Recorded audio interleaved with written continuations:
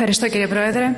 Ευχαριστώ κύριε Παραστατήδη για την ερώτηση. Είναι μια πολύ καλή ευκαιρία να αναδείξουμε τι ακριβώς έχει συμβεί σε αυτό τον ένα χρόνο από την ψήφιση του 5082 του 24 μέχρι σήμερα. Γιατί, ναι, στόχος είναι, αφού νομοθετούμε, να υλοποιούμε, όμως ο μεγάλος στόχος παραμένει να νομοθετούμε σωστά, ποιοτικά και αποφεύγοντας τυχόν λάθη τα οποία μπορούν να κατά τη διάρκεια μιας προετοιμασίας αναδεικνύονται και εμείς προσπαθούμε να τα επιλύσουμε. Γίνομαι πιο συγκεκριμένη και στην πρωτολογία θα αναφερθώ στο τι έχει γίνει μέχρι σήμερα και στη δευτερολογία θα έχω την ευκαιρία να αναφερθώ στα βήματα εμπρός στο πεδίο της επαγγελματικής εκπαίδευσης και κατάρτισης στη χώρα.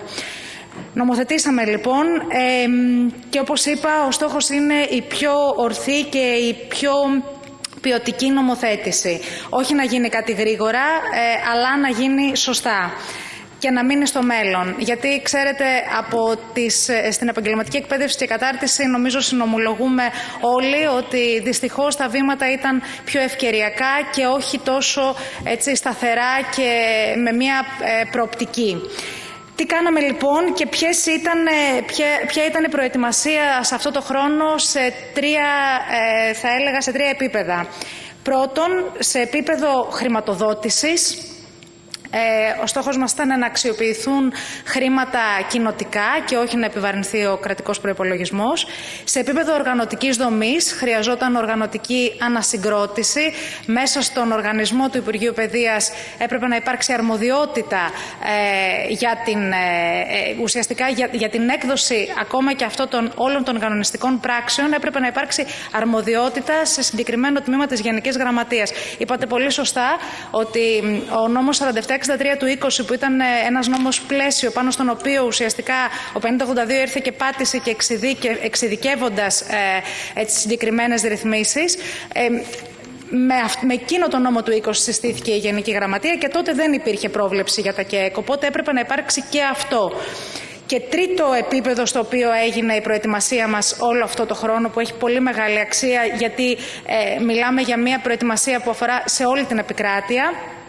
Κάναμε μετά τη μελέτη και αποκωδικοποίηση του νόμου ως προς τις προϋποθέσεις για τη δημιουργία των ΚΕΕΚ, προχωρήσαμε στη δημιουργία σχεδίου διαχείρισης του έργου, master plan, το οποίο περιλαμβάνει 3 φάσεις. Συλλογή στοιχείων για όλες τις περιπτώσεις σύστασης των ΚΕΕΚ, όπως είχαν σχεδιαστεί αρχικά στη βάση της συστέγασης. Δεύτερον, επιλογή των πρώτων πιλωτικών quick win, θα έλεγα, περιπτώσεων με βάση το βαθμό ετοιμότητας. Και τρίτον, μελέτη ad hoc περιπτώσεων σε περιοχές της χώρας με ιδιαίτερα χαρακτηριστικά, με ιδιαίτερες αναπτυξιακές προοπτικές και επενδυτικές προοπτικές, επιτρέψτε μου να πω. Γιατί νομίζω, και εκεί έτσι επιτρέψτε μου να επισημάνω κάτι το οποίο άκουσα στην πρωτολογία σας, ότι ο στόχος ήταν η συγχώνευση. Όχι, ο στόχος δεν ήταν η συγχώνευση. Ο στόχος ήταν να δημιουργηθούν οικονομίες κλίμακος και κυρίως, που αυτός παραμένει ο μεγάλος στόχος, να έχουμε μια σύνδεση της επαγγελματικής εκπαίδευσης και κατάρτισης σε τοπικό και περιφερειακό επίπεδο με την αγορά εργασίας. Και αυτό δεν μπορεί παρά να μην έχει αναπτυξιακά χαρακτηριστικά και δεν μπορεί να μην συμπορεύεται με τυχόν μεγάλα επενδυτικά σχέδια σε περιοχές της επικράτειας με ιδιαίτερα χαρακτηριστικά. Τι βρήκαμε λοιπόν από γιατί για τα 2 πρώτα, σας είπα ότι η προετοιμασία έγινε σε 3 επίπεδα, για τα 2 πρώτα σε επίπεδο χρηματοδότησης και οργανωτικής ανασυγκρότησης είμαστε καθόλου έτοιμοι. Ως προς την προετοιμασία σε επίπεδο χαρτογράφησης σε όλη την επικράτεια, καταγράφηκαν τα εξής. Στην αρχική κατανομή των 60 κάμπουσες που πολύ σωστά είπατε ότι είχαν αναγγελθεί, αυτά είχαν αναγγελθεί στη λογική της συστέγασης. Δηλαδή, τι είχαμε πει, ότι όπου υπάρχουν δομές επίπεδου 3, 4 και 5 να μαζευτούν μαζί. Και κάπως έτσι βγήκε αυτός ο αριθμός των 60.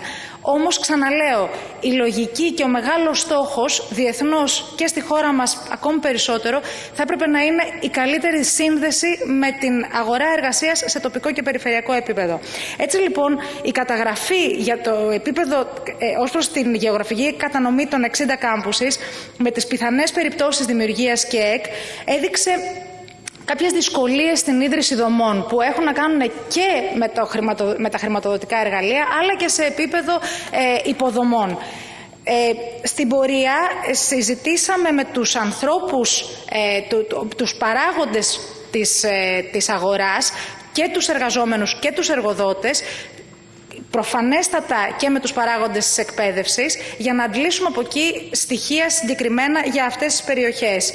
Επιπλέον στοιχεία που πέρα από τη δουλειά που κάναμε, την desktop θα έλεγα, τη δουλειά γραφείου σε επίπεδο εντός της υπηρεσίας, τα στοιχεία που είχαμε καταγεγραμμένα, στείλαμε και κάποιες φόρμες σε όλη την επικράτεια, στις δομές μας επίπεδου 5, 4 και 5, δηλαδή τα επαγγελματικά λύκεια και τη ΣΑΕΚ, για να έχουμε ξέρετε, έχει πολύ μεγάλη σημασία και ξέρετε πολύ καλά, γιατί ξέρετε το χώρο της εκπαίδευσης, να έχουμε την εικόνα των πραγματικών περιστατικών, τα οποία, δηλαδή, οι αριθμοί έχουν μεγάλη αξία και σε επίπεδο πρόσληψης, δηλαδή οι άνθρωποι εκεί έχουν ενδιαφέρον, τι γίνεται με τα δημογραφικά, σε τι βαθμό έχουμε διαρροή αυτών των δομών. Δυστυχώς εκεί, γιατί μιλάμε πολύ ανοιχτά όπως ξέρετε, τα πράγματα δεν είναι πολύ καλά, γιατί η διαρροή που διαπιστώνεται και στο επίπεδο 3 του Εθνικού Πλαισίου Προσόντων και στο επίπεδο 5 είναι πολύ μεγάλη.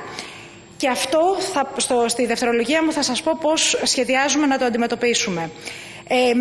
Στην πορεία, τελευταίο στάδιο αυτής της προετοιμασίας ως προς το κομμάτι της χαρτογράφησης ήταν η εκτίμηση του βαθμού ετοιμότητας των ΚΕΕΚ σε όλη την επικράτεια.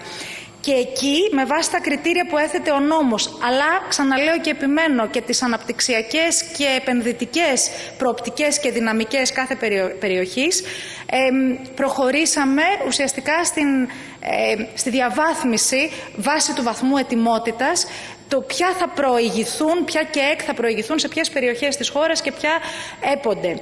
Και βάσει αυτού, αυτή τη στιγμή είμαστε έτοιμοι να πούμε ότι έχουμε τις πιλωτικές, είπαμε να λειτουργήσουμε έτσι, γιατί μιλάμε για ένα μεγάλο εγχείρημα και γιατί ξαναλέω δεν ήταν ο στόχος η συγχώνευση. Ο στόχος ήταν η δημιουργία οικονομιών κλίμακος και η αναπτυξιακή όθηση που μπορεί να δώσει μια τέτοια δομή που δεν είναι μεγάλη δομή χωρίς χαρακτηριστικά, είναι η σύνδεση με την αγορά εργασίας και να έχει και κλαδικά χαρακτηριστικά και πολύ συγκεκριμένα τοπικά χαρακτηριστικά. Ξέρετε το Κιλκής για παράδειγμα, που είναι μια περιοχή που μίλησε μόνη της. Ξέρετε πολύ καλά, είστε ο βουλευτής του νομού, γνωρίζετε τι δυνατότητες έχει η περιοχή εκεί ως προς το κομμάτι της βιομηχανίας, ποιες βιομηχανίες δραστηριοποιούνται εκεί και τι ανάγκη έχει αυτή η βιομηχανία σε ανθρώπινο δυναμικό. Δεν έπρεπε να ειδωθεί αυτή η περιοχή με διαφορετικό μάτι?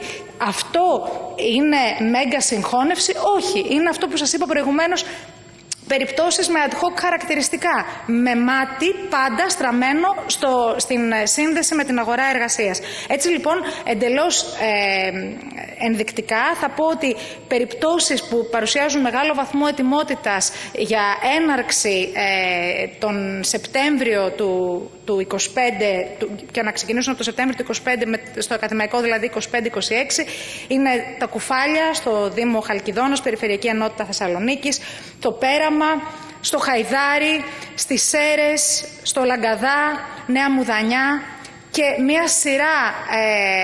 μια σειρά άλλων δομών, μια σειρά άλλων περιοχών, οι οποίες έχουν προτεραιοποιηθεί έτσι στη βάση αυτών των χαρακτηριστικών που σας είπα. Και κλείνω, και ευχαριστώ πάρα πολύ κύριε Πρόεδρε για την ανοχή.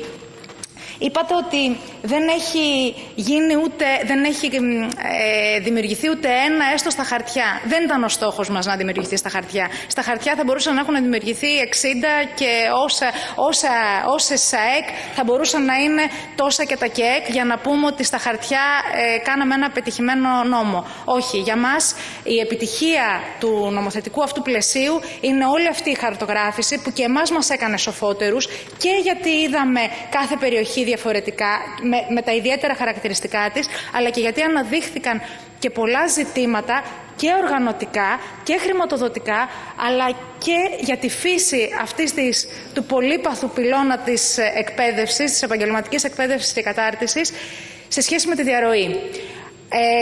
Σταματώ εδώ και ειλικρινά ευχαριστώ πάρα πολύ, κύριε Πρόεδρε, και πάλι, και τα υπόλοιπα στη δευτερολογία.